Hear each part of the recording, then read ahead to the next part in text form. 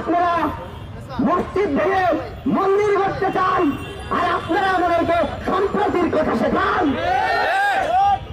সংগ্রামী উপস্থিত বন্ধুগণ, আমরা দেখেছি বিগত 17 বছর যাবৎ এই ভারত আওয়ামী লীগকে সাথে নিয়ে বাংলাদেশকে কিভাবে শোষণ করেছে।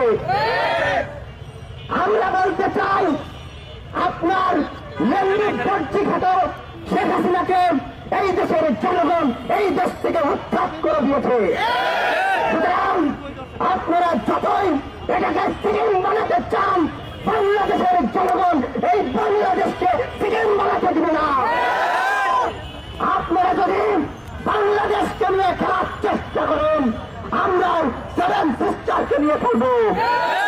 আমাদের ভাষায় স্পষ্ট, মমতা বন্দ্যোপাধ্যায়, আপনি দেশের সংখ্যালঘুদের দিকে নজর দেন। আপনি আপনার দেশের জনগণের অধিকার তাদের দিকে নজর দেন। বাংলাদেশ পুরো আপনাদের ভাবতে হবে না।